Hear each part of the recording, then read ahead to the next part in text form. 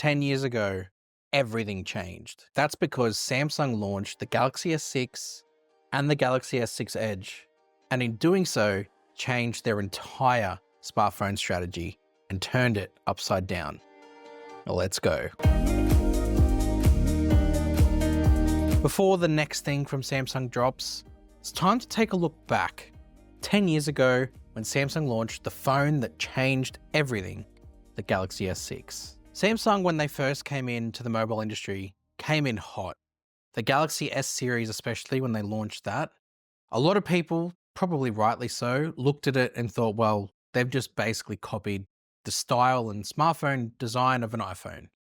And they lost a court case which said they did just that.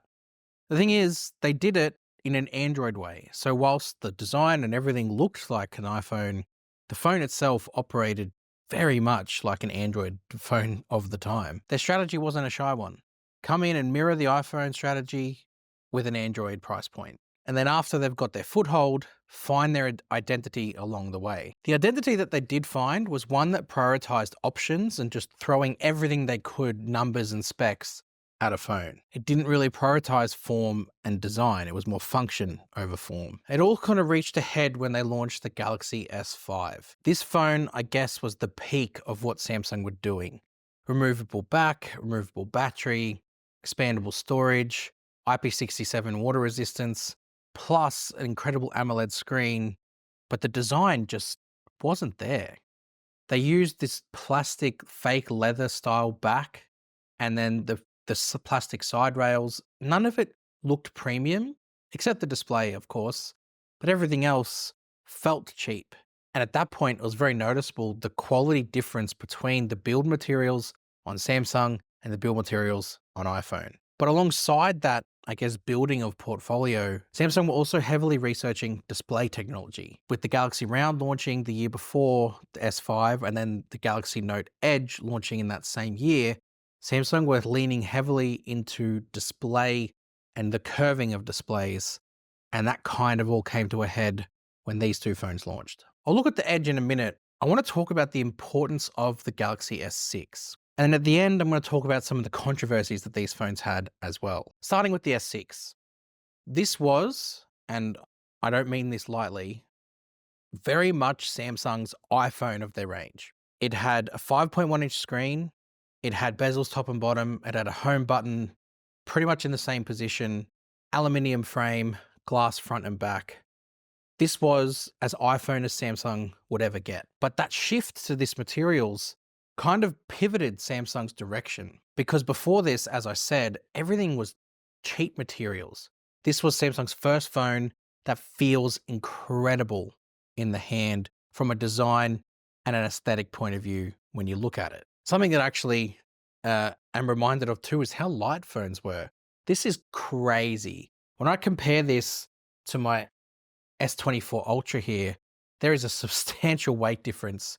This was Samsung's flagship, and this is Samsung's flagship currently. It's crazy the difference between the two. But then using this phone as well, it still very much is a Samsung phone. It's got the heart rate sensor here on the back.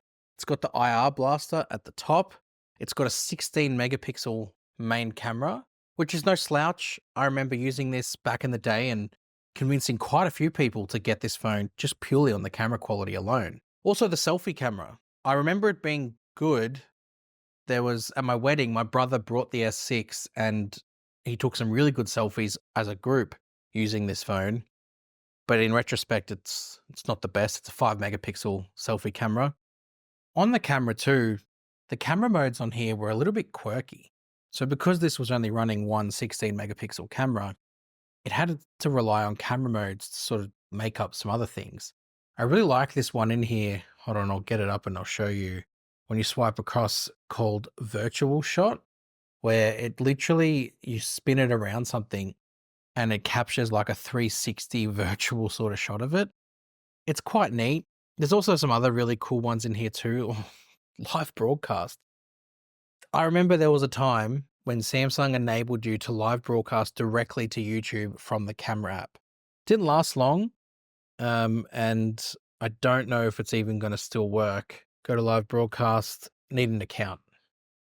Hold on a minute. Okay, I'm in. So the screen here, it says broadcast and share live videos directly on YouTube. You have to agree, and then you can add a shortcut to the home screen as well. And when you hit confirm, there is literally network error occurred. If we go into settings, we'll be able to see some of the settings for it. So you could do it in full HD. It's got the account there. You can choose whether it's public or whether it's via a link only.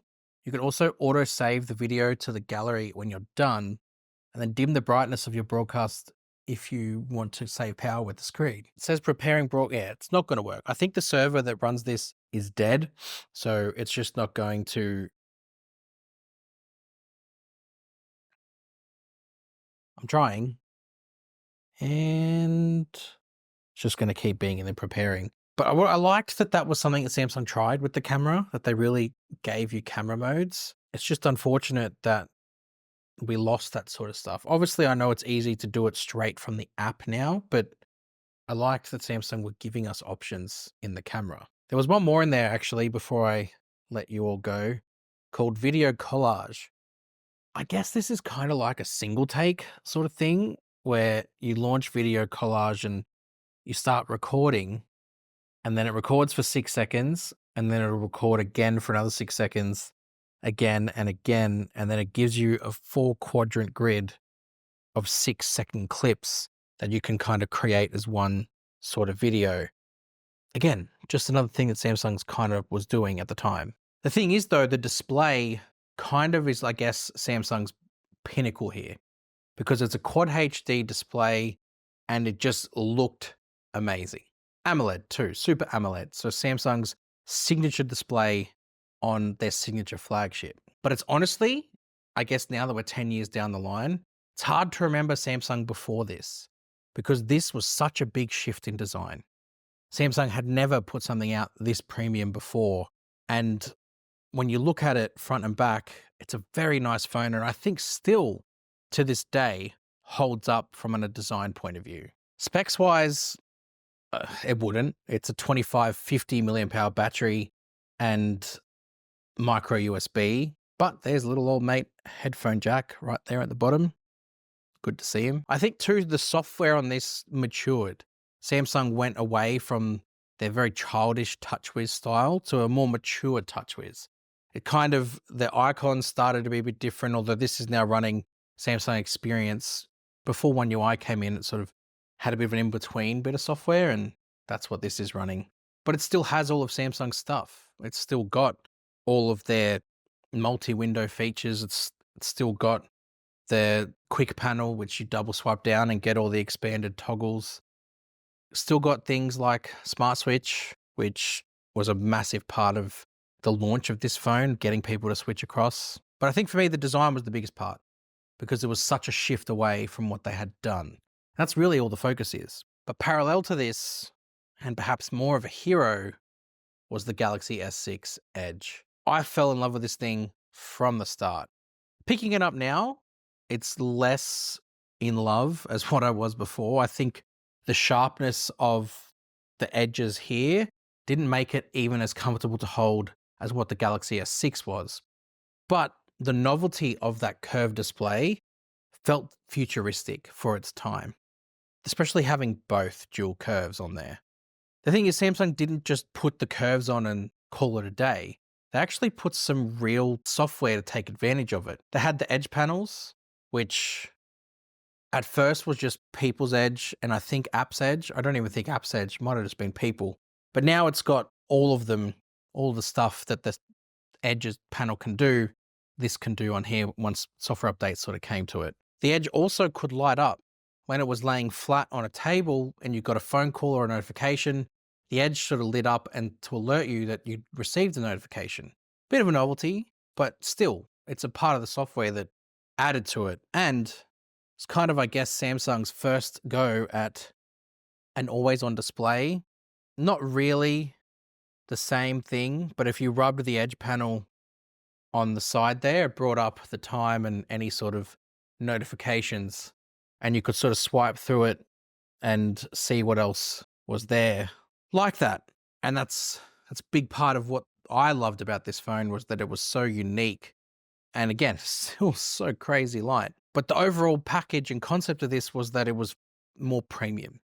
Samsung did away with that cheap material and went into a different stratosphere of design. But not everyone was happy, because whilst this, I guess, put Samsung on another level, allowed them to charge a bit more of a premium for their phones, was up until that point, they were like sub $1,000, except for maybe the Note, in Australian dollars, I should say. Whereas these two phones released above the 1,000 Australian dollar mark.